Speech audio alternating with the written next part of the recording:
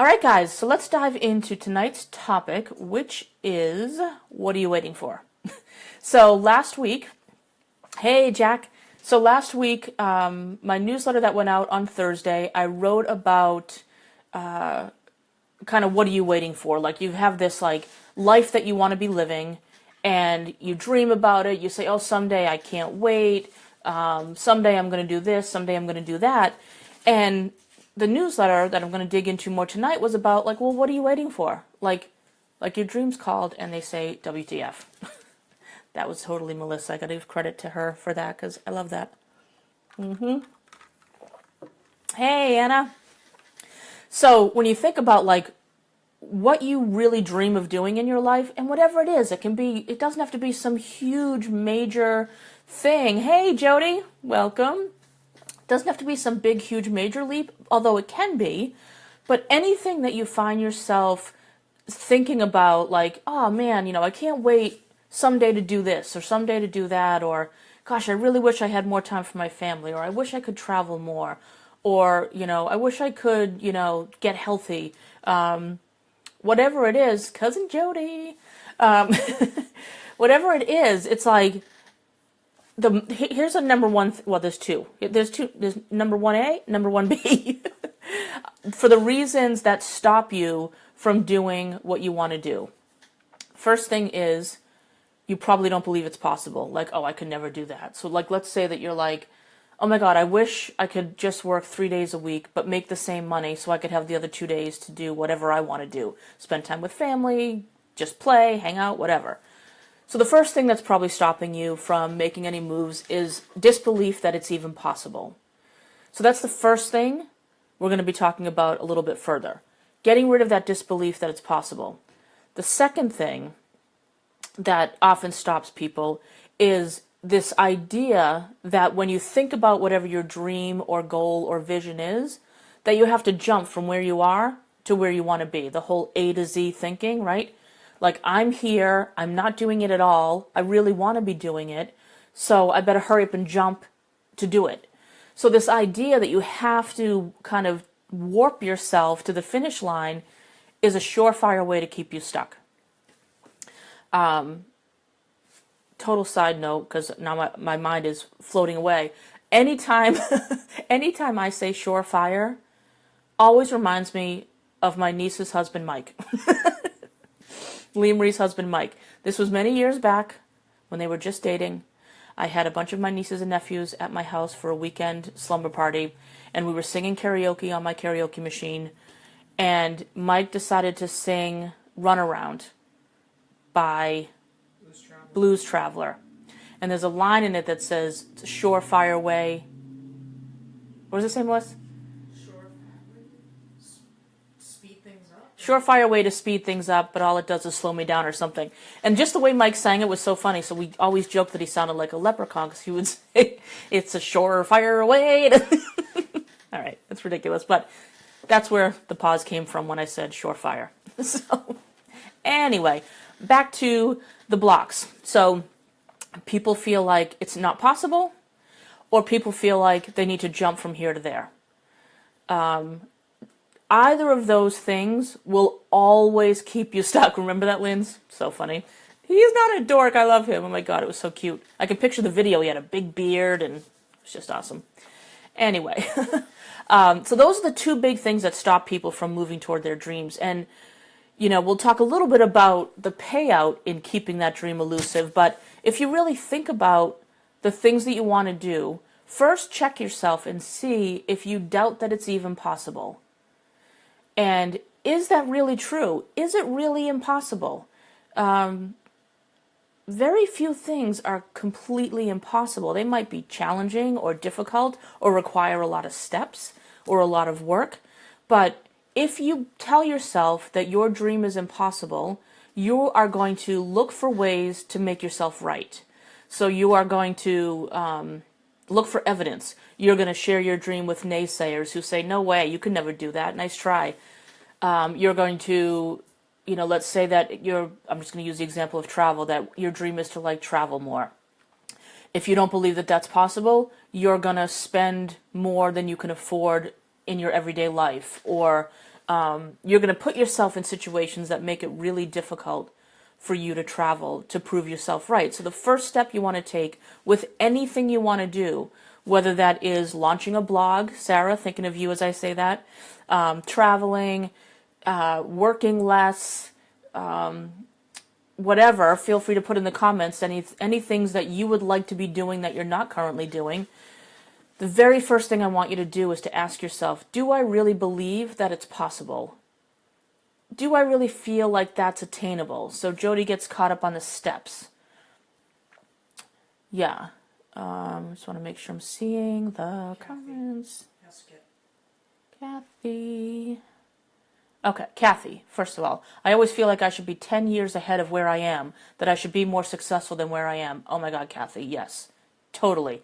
And that really gets worse as you get older, right? Like, I know, like, when I think about what I know now, it's that whole, like, man, I wish I knew this when I was 20 or 25. But then I realized that even if I did, like, I would still have to go through the process on my own. So, feeling like you should be 10 years ahead of where you are, imagine you 10 years from now. Hey, Amy. Imagine you 10 years from now going, shit, I should be where I was 10 years ago. So, I think it's a Japanese saying that says there's two best times to start something. A year ago or today. So in your case, 10 years ago or today. So it's like, whatever you wished you had done 10 years ago, do it now. Let's move toward doing it now. So 10 years from now, you're not having those same regrets. But yeah, I totally get that. So Kathy wishes she could do some public speaking, teaching, living my own life instead of other people's. Yeah, all very possible. And we'll dig into the hows. Leah Marie, I was just going to say this. I don't know what she is. About Mike. Oh, yeah. About Mike. It's so funny. I saw a... Jody. Yeah, I'm looking for it. I just see a hi. I get caught up on the steps. I need to get out of the immediate gratification mindset. Thank you. Good, I don't see that at all. This is one of the reasons I have Missy on there, because I don't see your comment, Jody, but Missy just read it to me. Can you say it one more time, Miss? I get caught up on the steps. I need to get out of the immediate gratification mindset. Yeah, Jody, you get caught up in the steps, and you need to get out of the immediate gratification mindset. Actually, you don't. And here's the good news. You need to just change your definition of gratification. So gratification doesn't only come at the finish line. Doesn't only come when you have accomplished whatever it is you're shooting for.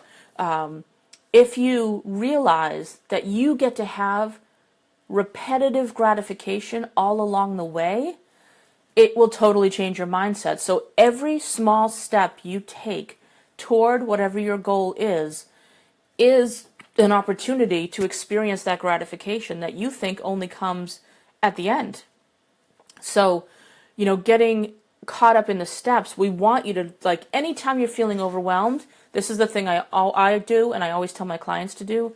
Anytime you're feeling overwhelmed, impatient, stuck, anything like that, to just ask yourself, what is one small action I could take right now to move me toward my goal? Because our stress and anxiety comes from inaction. It comes from not doing anything. Because we tell ourselves we have to do big, huge leaps. So if you imagine that, you're on a cliff, there's a whole little chasm, and then the other side of the mountain, if you will, trying to jump it, you inevitably are going to fall. You're going to just be hanging on with your fingertips. But if you build a bridge one step at a time, you will make it across so much faster than continuing to, like, get yourself to jump. So those small steps, although it can feel like it takes forever, is exactly what you need to do to make any progress. We are so conditioned for instant gratification and to believe that gratification can only come from big accomplishments. Not true. Yeah, Jody, anxiety comes from inaction. It totally is. I mean, think about anything at all. You can think back to when you were in school and you had a project due, let's say, and you were stressing about it, like, oh my God, it's due next week or whatever. And you sat down and you did like 10 or 15 minutes on it. You immediately felt better. You were like, holy crap, well, that That felt a whole lot better. It's the same thing, no matter your age, no matter your goal, is like, what is one thing, one small step I can do today? So, an example for me right now, I'm redesigning and revamping my website. So I am updating a lot of the copy and the content on the website. It's a bitch. It is time consuming. It's a pain in the ass. I feel like it's never going to be done. And this is something I've wanted to do for a long time. But I felt like it was just so much work. And I had that mentality of my website needs updating. I need it updated. And I kept expecting myself to jump. And so I wouldn't even get started. And so now it's like, no, Carrie, just start with what the new content will be on the homepage. I've already picked out the template, the theme I'm going to use for the website. Just decide on the homepage content, and then decide on revising the about page. So like a page at a time. And then even that, if that felt overwhelming, which it has, I would then break that down even more. It's like, okay, I am going to do one palm round on the about page. And just to refresh anyone's memory or to share with anyone who doesn't know that term, the Pomodoro technique is a time management tool I use all the time. I am ADD. I can go all over the place, so I need something really concrete to help me focus. So the Pomodoro technique is a great tool, and this is all it is. It's this simple, but it just works for me. So you pick a task that you need to do to move you toward whatever goal you're trying to accomplish. So for me right now, it's the website revamp. So I go, okay, so I'm going to sit down at that task. I'm going to sit down at the home page content. One task. So the project is my website, right? I can't say I'm going to sit down and work on my website. Too big, won't do it. Dishes will start to look enticing. I'll want to do laundry, like I'll want to eat, watch TV. Like if I say I need to sit down and work on my website for one Pomodoro round, it is not defined clearly enough. But if I say I'm going to sit down and do one palm round on my home page content, very specific, right? So I sit down at that task. I eliminate all possible distractions. My email gets shut down, my text messages, my cell phone gets silenced, everything's on do not disturb. And I set my timer for 25 minutes. I work on that home page content for 25 minutes until that timer goes off. And when it goes off, I take a 5-minute break, up and away from the task. I might just get up and stretch. I might step outside for some fresh air. I might get a drink. I might go to the bathroom. Whatever it is, I'm getting up and away from the task. This does a couple things. It puts some very clear parameters around the action you're asking yourself to do. And that part of me, that resistant, bratty little part of me who was like, I don't want to, knows that she's got a 5-minute break coming up. So she can suck it up for 25 minutes. There's a light at the end of the tunnel. Versus, wow, it's Saturday. My plans got canceled. I've got the whole day free. I'm going to sit down and rewrite my whole website. And then the end of the day comes and you've done nothing. It's too ambiguous. It's too vague. You need specificity. You need concrete steps. You need clearly defined parameters. So those small steps are absolutely the key to your success. So once you've worked on your mindset and believed that your dream is actually possible, then it's moving to what are the small steps. And one example from a friend of mine, he tells this example all the time, which is why I feel comfortable sharing it. He was trying to sell his townhouse. This was years ago, and he kept talking about how he wanted to sell it, and he shared that with me several times, like, yeah, I'm going to sell my townhouse and buy something else in a different neighborhood. And so finally I said to him, I'm like, well, what action are you taking to make that happen? Because selling my house is, again, that's a project. That's not a task. And he's like, well, I'm not really sure, geez, I don't even know what I would list it for, and I don't even know what renovations I would need to do to get it ready for sale. And I'm like, okay, great. Right there, we have some steps. First things first, let's consult an expert. So right now, all you need to worry about is calling a realtor, having him or her come into your house, take a look around, give you an idea of what they might list it for, and what kind of updates she would suggest that you do to get it ready for sale. Hey, Leanne. So he had this project. We broke it down and said, okay, what is one step you can do today? And so taking that one small step moves you toward what you want to accomplish. The other really important thing that it does is it puts action behind your intention. There is a universal force out there that is ready to rally and support you. This is not woo-woo or airy-fairy bullshit. Trust me. The whole world is an energetic conversation. What you focus on multiplies. So if you're saying you want to sell your house, but you're not doing anything to make that happen, the universe is going to call bullshit. That force that wants to support you, you won't ever get into the flow. You will trip yourself up at every step. But by just doing something, by him calling a realtor and saying, hey, come in and, evaluate my house, let me know what you think, puts energy behind it, gets the wheels in motion, right? And then it's like, oh, wow, I had the realtor come in and she said, I could actually list it for more than I thought. And she also said it's in really great shape. There's not much I have to do to it. Awesome. He felt amazing, right? He hadn't sold the house yet, but he already felt amazing because he took some action. So whatever your dream or goal is, again, it can be selling your house, it can be traveling abroad, it can be finding a new job, finding love, whatever it is, it doesn't have to be this elusive dream. If, in fact, you are keeping that dream elusive, I'd want you to look at the why. Again, you've heard me say before that it's really enticing to live in pursuit, really exciting to chase after something. That's that whole I'll start my diet on Monday mentality. Really exciting to think about doing something and all the good stuff that's going to come with finally doing it. But actually getting in and doing it is a whole other thing. So think about if there's something, some dream or some goal that you want to accomplish, but you're not doing anything about it, and you've got the mindset, you believe it's possible, you've outlined a first couple steps you can take toward making it happen, but you're still not doing anything, I would want you to look at what is the payout for not doing it. What is stopping you from doing it? Like, if you were to imagine that you made some serious progress toward accomplishing your dream, and you even accomplished it, let's say that you're at the finish line, what does life look like for you now? And does anything about that feel scary or weird or not as exciting? Like, if you know what to do to make your dream happen and you're not doing it, there's a payout for not doing it. Let me just check Kathy's comment here. So Kathy, I love this. Step instead of jump. Yeah. Jumping will never get you there. If it does, it'll be very short-lived and temporary. You'll end up back to where you started. Kathy, for myself, I realize that I'm afraid that other people will think that I'm copying them, even though it's authentic to me and it's a different path than others have taken. All right, Kathy, that's, super good self-realization there, right? Like, I'm afraid other people will think that I'm copying them. So let's say, for shits and giggles, that you did something and other people did think you were copying them. What then?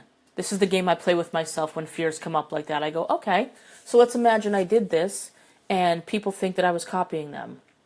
Then what?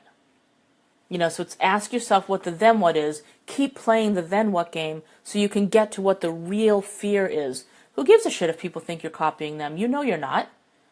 If people think you're copying them, it's about them and not you. So logically, you can know that. Emotionally is a whole different story, and that's where I would want you to dig in a little bit deeper to see, like, what is it that why do I care if people think I'm copying them? Is there some part of me that I feel inauthentic or that I feel like a copycat? Again, it's that whole projection thing, right? We always project onto others what we think of ourselves or what we think of. So really thinking about what is this fear about others thinking that you're copying them. So Kathy said childhood insecurities, I guess, don't want to be reprimanded or lose their respect. I always love the quote, the people who matter don't mind and the people who mind don't matter. People who matter don't mind and the people who mind don't matter. That might be a Dr. Seuss quote. Don't quote me on that. But I think it might be. Very wise, that Dr. Seuss. But yeah, So I really want you to like embody that. The people who mind don't matter. The people who matter don't mind. So this fear of being reprimanded or losing their respect, that really speaks for me. Yeah, Dr. Seuss. Thanks, Cousin Jody. Thought so. Looking it up. Oh, see, you laughed over there. It really was Dr. Seuss. That not wanting to be reprimanded or lose their respect. For me personally, that speaks to a scarcity fear. So if someone was to reprimand you or lose respect for you or whatever, that is about them. So there's a scarcity fear that they have that there's not enough room out there for both of your voices. Think about, I say this to my writing clients who say, oh, what am I going to write another self-improvement book or a life improvement book? There's so many out there. But yes, but there is none out there with your unique voice. No one has the take on things that you have, Kathy. It's very unique to you. So Kathy, yes, need to get more even two-way relationships of people who respect me instead of one-way relationships where I'm just serving them. There you go, Kathy. So now we're getting to the real issue, right? So you are in a lot of one-way relationships right now. So if you are just serving them and they're not giving you anything back, then it makes sense. It makes sense, this fear of, oh my gosh, if I put myself out there in this way, then and I'm essentially asking for their support by putting myself out there, they may not show up for me. So yeah, so it's more about being in two-way relationships that feed you as much as you feed it. Yeah, so really good to look at, Kathy. Okay, I'm just going to... One moment, just gotta fix something here. Yeah, okay, good.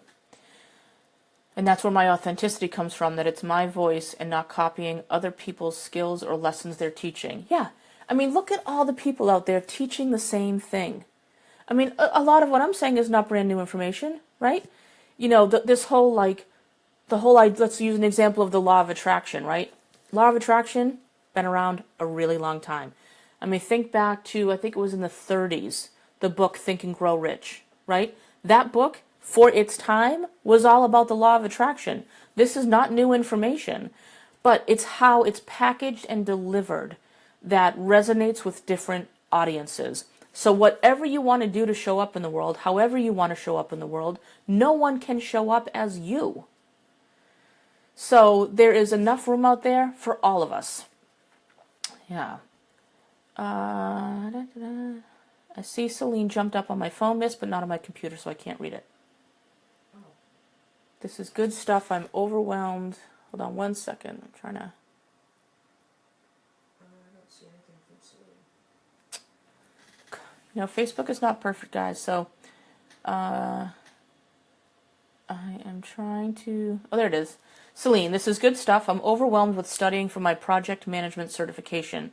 Need to break down into tasks, like a project manager. Exactly, Celine. So your goal is to get your project management certification. This is perfect, like a project manager. Exactly. So you've got this project, right? Tasks make up a project. So what are the tasks within your certification?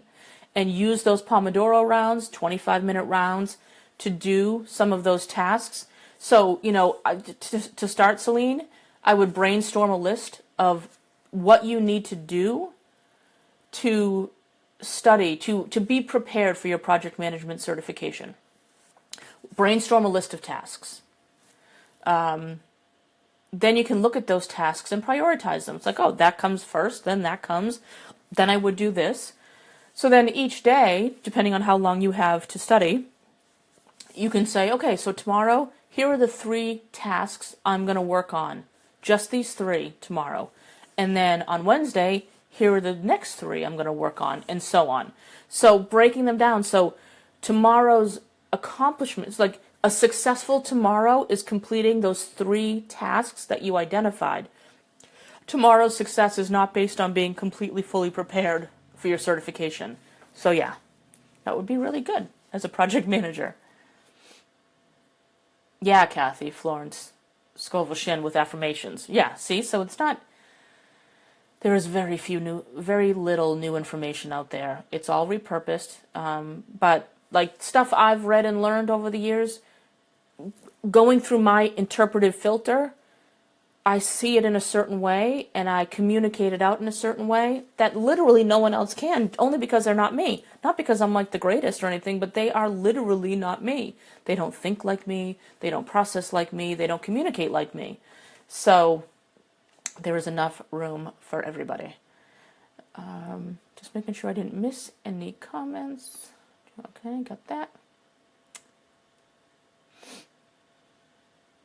Oh, Sarah, back there. Yeah, the steps trip you up too. The staircase seems steep. Yeah, Sarah, that's a really good point. I think about when I go hiking, right? When I'm hiking a mountain, I can't see the top. I sometimes just see the trail in front of me, and at times it's really steep. And I think, oh my God, where is the top? I'm never going to make it up there. Talk about a metaphor for one step at a time. Sometimes when you're so exhausted and so wiped out, your legs feel like jello, for your own safety, you have to take breaks. You have to do one step at a time. You can't expect yourself to run up a mountain. I mean, okay, some people can, but really, I don't trust those people. No, some people can run up a mountain. I cannot. But taking it one step at a time, you will absolutely get there. And yes, sometimes the staircase seems really steep. But imagine what might be just within your reach if you gave up 3 steps too soon. Here's a perfect example, actually, it just came to me. So Melissa and I went to Belize a couple years ago. Went for, I don't know, 10 days or so, something like that. And one thing that we did, first of all, I went ziplining through the jungle. Me. For those of you who don't know me personally, that is a big effing stretch zone thing for me. But it was amazing. Also, so after we went ziplining, at the same property, there was some great hiking. And people had talked about these trails leading to these like secret swimming holes. These secret little swimming holes. And well, I mean, we didn't think much about the swimming holes. We brought our suit just in case, but it was more about like, let's hike in the jungle. Like, how cool is this going to be?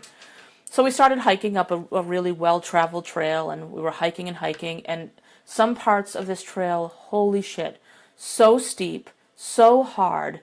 Hardest hike of one of the hardest hikes. The Italy hike was hard too, but one of the hardest hikes I've done at that point. And there was one part of the trail where it was so steep. There was a rope coming down the side of the trail that you use to kind of hoist yourself up. And at one point, we came to this lookout, and we were looking over, this body of water, or it wasn't a swimming hole or anything. It was, down. A waterfall. No, oh yeah, we were looking at a waterfall, and it was beautiful. And I thought, you know what? This is good enough for me. I don't need to go any further. Like, this is stunning. Let's turn around and go back down, because I was wiped. I thought, I don't have it in me to do one more step. And Miss was like, well, let's just go up around that corner and see. And I looked up around that corner, and I saw that the rope just got steeper and steeper. And I thought, I can't. Like, that's just crazy. And I thought, all right, you know what? I got about a dozen more steps in me. I can push myself. I wasn't in danger. I wasn't like in danger of falling back or anything. I was just tired. And I had a trainer once say that your mind always gives out before your legs do, before your body does. So I knew that it was my mind giving up, that my body still had more in it. So we went up, I don't know, maybe 20 steps, like 20 more steps up the trail. And we turned the corner, and it was the most magnificent thing I'd ever seen. It was this pristine, private swimming hole. There was not another soul there. It was just the two of us. The water was so clear you could see straight to the bottom. We were sweating our asses off because we're in Belize, and it's humid as hell, 85 degrees, plus 135% humidity. It was just, we were drenched. It was so hot. And I thought, oh my God, look at this swimming hole. We dipped our feet in, and it was the most refreshing, cleanest, clearest swimming. We both dove in, and it was amazing. We got to swim to underneath a waterfall that's coming down on us. I mean, it was an experience I will never forget. And that, Sarah and everyone else, is what if, when that staircase seems really steep, you pack it in before you're really ready to. Your mind may be telling you, cut it out, wrap it up, we're all good here. But check in with your body and be like, maybe I just need a 10-second breather and I can go a few more steps. I took like probably a 2 to 3 minute breather at that waterfall. And then I was like, you know what? I got a little bit left in me. And man, had I turned around before going maybe 20 more steps, I never would have had that experience swimming in that swimming hole. I don't think I can right now. That's what I was trying to do. Trying to put a photo up? Yeah. Yeah, I have a photo of me in the swimming hole where I'm just like, this is amazing. Jody, so we need more Missy in our lives. Yes, absolutely. I'll tell you, Missy, also known as Melissa, has been absolutely instrumental in my life to get me out of my comfort zone. I would have been just fine hanging out in my comfort zone, or so I thought. Missy is far more adventurous than I am. And man, when I think of the things that she has encouraged me to do, that she has held a safe space for me to do, like hiking in Italy. You know, she had a dream of hiking for her 40th birthday in Italy in this one part. Cinque Terre is what it's called. It was the most magnificent experience, and we were literally hiking on her 40th birthday, and I thought, I don't know that I would have ever jumped on a plane, gone to Italy for 2 weeks, and hiked this insane hike that people train months for. And it's one of my favorite memories. Yes, Missy is the best, Lee Marie. So, you know, but that really speaks to another important thing when it comes to pursuing your dreams and your goals. If you're really having trouble believing it's possible, if you can't get that mindset to the place where you can believe it's possible, find someone who can support you in a really encouraging, healthy way. Be very selective. I'm going to make a strong point of that. Be very selective with who you choose to support you. There are a lot of people who are too scared to step out of their own comfort zone, and they will want nothing more than to keep you in yours, because if you stretch, they'll feel they should stretch. Right, Janine? That's Melissa's mom, Janine Silk. She is the best. I'm very lucky. So there are plenty of people who will want to keep you small, because if you grow and if you get into your stretch zone, it is just going to shine a light on what they're not doing. So you want people who can support you, cheer you on, celebrate you, encourage you, and hold a safe space for you to be scared. So I believe that everyone listening here and everyone watching this has the ability to quickly get into the mindset of believing their dreams are possible. If you can't get clear on identifying what steps you should take to move that forward, then just ask for help. Go to a trusted friend who you know is not a Debbie Downer, or, you know, work with a coach. You know, this is what I do. I teach dreamers how to clear that mental clutter from their lives and the physical clutter as well, so they can create space to move toward their dreams. And they can take decisive action. We break it down into manageable, consistent steps to get you to where you want to be. So there is plenty of support out there. So if you feel really stuck and trapped and you just can't seem to see clearly, I mean, I see some people, I love this. I have some friends on Facebook who will just post on Facebook like, man, I'm feeling really stuck on, X, Y, and Z. Does anyone have any creative ideas on how you'd handle that? You know, there's one person that I'm thinking of, this woman, Michelle, and I see her do that rarely, but periodically she'll do that on Facebook, and I see the amazing comments she gets, the ideas she gets from people, the feedback, the perspective shifts that she just couldn't have come up with because she was too close to it. So whether you have a trusted group on Facebook, a trusted group of friends, locally, if you have a coach that you're working with, like whoever it is, get support. It is hard to see the forest for the trees. When we are too close to our own shit, it's really hard to see what step is next. That's when an outsider's view can really help. So I think I hit everyone's comments. If I missed your comment, it's because I'm not seeing it, so please feel free to post it again. And also, before we wrap up, I want to hear from some of you, anyone who's brave enough to do it, let's get into that stretch zone, right? And tell me what one small, doable step is that you're going to take to move you toward this elusive goal that you've been dreaming of. So think about that. I'm going to say a little bit more while you're thinking about it. But what is one small step you can take to put some action behind your intention?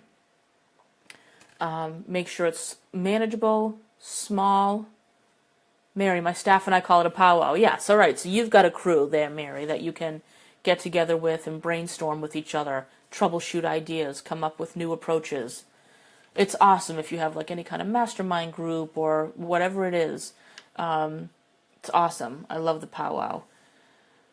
But think about what your goal is. What's your big dream? And again, when I say big dream, it doesn't have to be travel the world. It can be that, you know, what do you want to do in life that's going to make you feel more plugged in?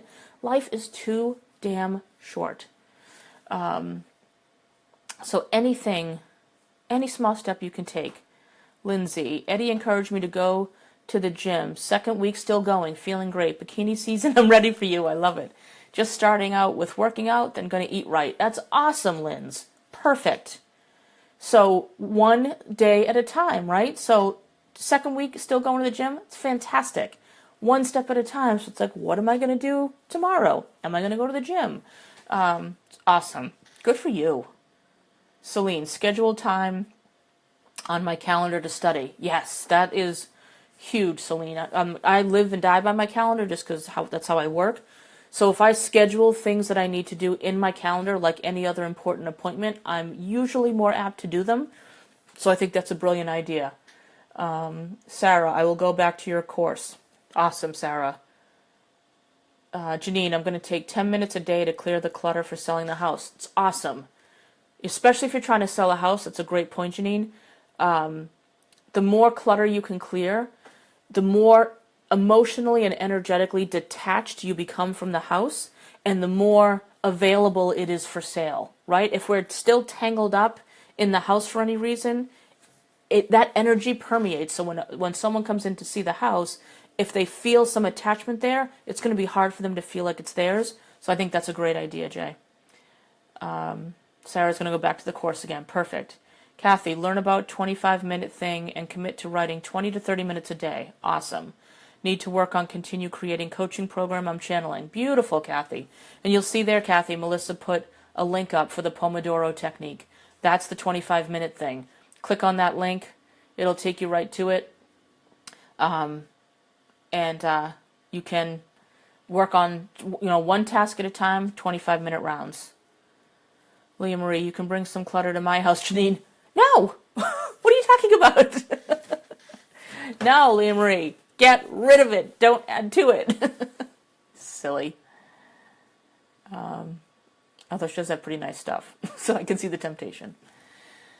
Anyway, all right, guys. I think that about wraps it up. I know it's kind of like a lot here, but I hope that this was helpful, inspiring, to get you moving. All you got to worry about is your very next step.